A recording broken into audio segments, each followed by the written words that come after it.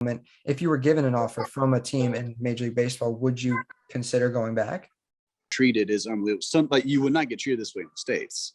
It's just not Right, the way it yeah. is. It's just the culture. 이번 시즌 11승을 거두며 삼성 라이온즈 역대 외국인 투수 최초로 3시즌 연속 10승 이상을 기록한 데이비드 뷰캐넌. 그런 활약에 메이저리그에서도 그를 다시 데려가려고 하는데요. 하지만 뷰캐넌은 유명 스포츠 유튜브 채널과의 인터뷰에서 한국의 문화에 대해 칭찬하며 한국에 남겠다는 뜻을 전했습니다. 그가 야구인들의 꿈의 무대인 메이저리그 복귀를 마다하고 한국에 남으려 하는 이유는 뭘까요? 한번 자세히 알아보겠습니다. 메이저리그를 떠난 지 몇 년 만에 한국에서 화려하게 부활한 뷰캐넌을 미국 스포츠 매체도 관심 있게 지켜봤는데요. 미국의 스포츠 전문 유튜브 채널인 GM's for Here는 KBO 리그 시즌 종료 후 뷰캐넌과 인터뷰를 한 바 있습니다.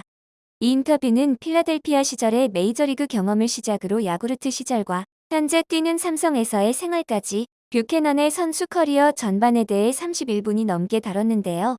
그 긴 인터뷰 내용 전체를 이 영상에 모두 담을 수는 없지만 삼성 팬들이나 그 외 국내 야구 팬들에게 있어 흥미로울 내용이 많아 일부를 소개하고자 합니다.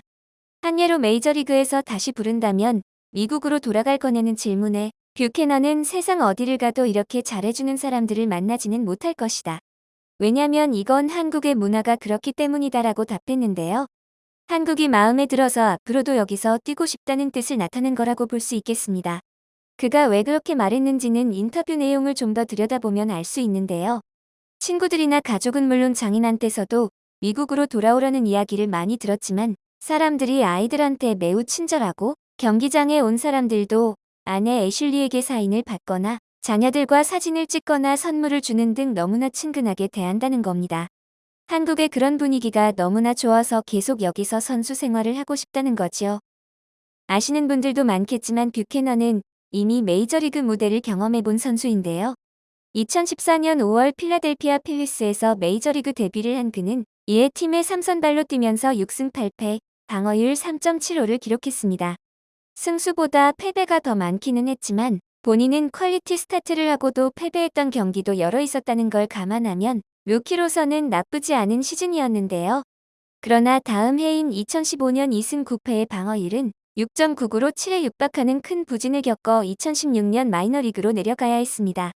마이너리그로 내려간 뷰캐넌은 상황을 타개하기 위해 2017년 야구르트 스왈로즈와 계약하며 일본행을 택했는데요. 야구르트에서의 첫 시즌인 2017년 간만에 3점대 방어율을 기록했지만 6승 13패를 기록했고 이후로도 야구르트에서 뛰는 동안 승수가 패배보다 많은 적이 없었습니다. 이 때문에 2019년을 마지막으로 뷰캐넌은 일본 무대를 떠나야 했지요. 사실 이에 대해서는 뷰캐넌 입장에서도 할 말은 있습니다. 우선 야구르트의 홈구장인 메이지 진구 구장은 좌우측 펜스가 짧고 외야 펜스도 낮아 일본 프로야구 구장 중 홈런이 가장 잘 터지는 타자에게 매우 유리한 곳이었기에 투수 입장에서는 성적이 좋게 나오기 힘든 곳인데요. 이런 구장의 특성을 이용하겠다고 수비력은 안 보고 타격 위주로만 야수를 데려오는 야구르트의 영입 정책도 뷰캐넌의 부진에 한몫했습니다. 구장이 외야가 좁기에 홈런성 타구만 아니라면 외야 수비 난이도 자체는 높지 않다는 걸 생각하면 이는 팀 차원의 문제가 맞기는 한데요.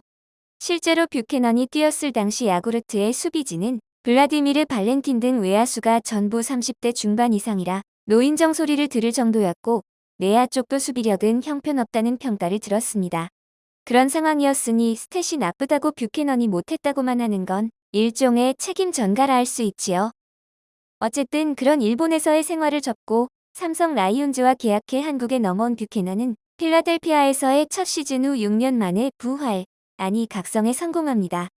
삼성에서의 첫 시즌인 2020년에 15승 7패로 처음으로 승수가 패보다 많은 시즌을 치렀고 방어율도 3.45로 커리어 하이를 기록했는데요. 세계 3대 야구 리그를 다 돈 뒤에야 드디어 전성기를 맞은 겁니다.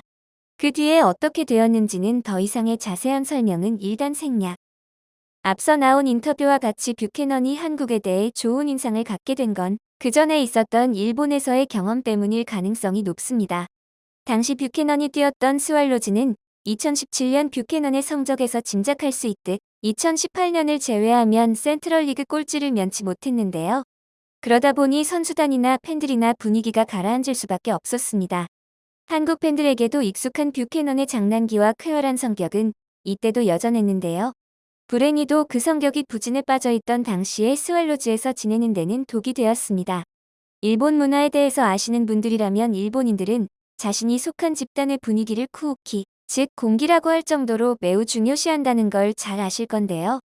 팀이 부진에 침울해 있는데도 해맑았던 뷰캐넌은 당시 스왈로즈 선수단이나 구단 관계자, 팬들에게는 분위기 파악 못하고 혼자 신나 있는 것처럼 보였던 겁니다. 그 때문에 팀의 부진이 본인 탓이라고만 할 수는 없었는데도 뷰캐넌은 팀에서 점차 고립되어 갔는데요. 그런 팀의 분위기 탓인지 그의 아내인 애슐리도 선수 부인회에서 자신을 은근히 배제하는 듯한 느낌을 받았다고 했습니다.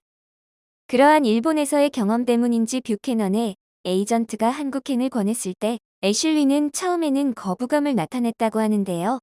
같은 동북아시아인 한국도 일본처럼 자신들 혼자 따로 논다고 배척하지 않을까 걱정했던 겁니다.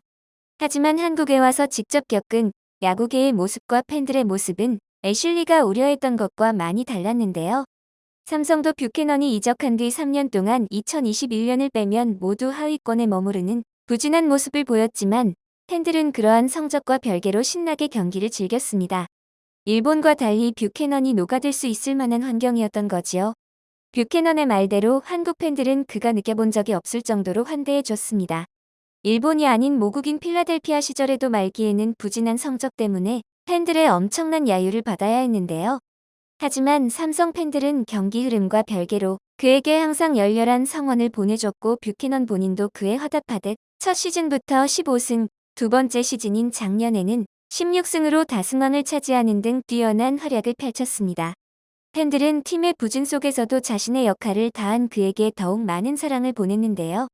아내인 애슐리가 자녀를 데리고 경기장에 응원하러 올 때마다 남편 뷰캐넌의 사인을 원하는 팬들이 너무 많아서 유모차에 남편의 사인이 새겨진 선수 카드를 싣고 다닐 정도였다고 합니다. 팬들의 뷰캐넌을 향한 사랑은 여기에서 그치지 않았는데요. 구단에서 뷰캐넌의 가족을 응원하는 이벤트를 마련하자 그의 야구 인생을 30초로 축약한 애니메이션을 만들어 보낸 팬도 있었을 정도입니다. 애니메이션의 내용은 혼자 무표정하게 흑백의 모습으로 야구를 하던 뷰캐넌이 지금의 가족을 만나면서 웃음과 자신의 색을 찾는다는 거였는데요. 영상을 본 뷰캐넌은 감동한 나머지 눈물을 훔쳐야 했습니다. 자신의 삶에 대해 이렇게까지 관심을 가져주고 응원해준 팬들은 처음이었던 거지요. 당연하지만 뷰캐넌이 이런 팬들의 사랑을 받을 수 있었던 데에는 그의 실력도 크게 작용했는데요. 올해에는 다승왕을 차지했던 작년보다는 다소 약한 11승에 머무르긴 했지만 삼성에서 뛴 외국인 투수 최초로 3년 연속 10승 이상을 기록했고 방어율은 3.04로 커리어 하이를 달성했습니다. 제임스 포이어의 인터뷰에서도 이를 크게 다뤄 삼성에서 사실상 팀의 에이스고 최전성기를 보내고 있는데 KBO에 와서 무슨 변화가 있었던 거냐고 물었는데요. 뷰캐넌은 이 질문에 대해 자신감이 붙어서라고 답했습니다. 아무도 자신을 믿어주지 않고 기대하지 않았던 미국에서와 달리 일본 시절부터 팀이 본인에 대해 점점 기대를 걸고 있다는 걸 느끼기 시작했고 한국에 와서는 팀과 동료, 팬들이 자신을 에이스라고 믿어주고 최고라고 해줬다는 건데요. 그런 성원에 자신의 투구에 자신을 가질 수 있었고 그것이 후성적으로 이어졌다는 겁니다. 그것을 뷰캐넌 본인이 가장 잘 알기에 자신을 믿어주고 힘을 준 한국에 있고 싶다는 것이지요. 팀이 자신을 에이스라고 믿어주며 힘을 줬다는 그의 말이 사실이라는 걸 입증하기라도 하듯 삼성 프런트는 이번 시즌 종료하자마자 일찌감치 뷰캐넌과 재계약을 하겠다는 의사를 밝혔습니다. 박진만 감독도 호세 피랄라와 알베르트 수아레즈는 물론 뷰캐넌까지 현재 외국인 선수 3명 모두와 재계약하는 게 구단의 기조라고 전했지요. 하나 이글스의 마이크 터크먼처럼 선수가 좋은 활약을 했음에도 팀의 사정상 재계약이 불확실한 경우도 있다는 걸 생각하면 삼성이 뷰캐넌의 실력을 얼마나 신뢰하고 있는지 알 수 있는 부분입니다. 뷰캐넌도 자신을 믿어주는 팀을 위한 열정을 여러 차례 표출한 바 있는데요. 7월 23일 경기에서 상대 타구를 막기 위해 엄지손가락, 미세 골절까지 당해가며 맨손으로 공을 잡은 게 대표적이라 할 수 있습니다. 그 뒤 캐치볼을 하며 재활하는 도중에도 빨리 복귀하고자 하는 의지가 너무 강해서 박진만 감독이 자기는 괜찮다고 해도 여기서 한 번 더 부상을 당하면 더 심각해질 수도 있다며 책임감이 너무 강하다고 했을 정도였지요. 9월 29일 경기에서는 9회 투아웃 무실점 상황에서 박 감독이 자신을 교체하려고 하자 직접 경기를 끝내고 싶다고 강하게 어필하기도 했습니다. 이 때문에 박 감독은 오승환이 남은 아웃 카운트를 잡을 테니 다음 경기를 위해 여기까지만 던지라고 달래야 했는데요. 후에 뷰캐넌은 이와 관련해 팬들이 자신의 이름을 연호한 것에 힘을 얻어 나도 모르게 흥분해 그랬던 거라며 자신의 행동이 과했다고 사과했습니다. 팬들은 그가 잘 던진 것을 잘 알고 감독에게 그랬던 것도 열정 때문인 걸 알고 있기에 누구도 뭐라 하지 않았지요. 이와 같이 자신을 믿어주고 사랑해준 팬들이 있다는 걸 잘 알기에 뷰캐넌은 한국에 남기를 원했던 건데요. 그와 삼성의 바람처럼 내년에도 그의 열정과 끼가 넘치는 모습을 볼 수 있으면 좋겠습니다.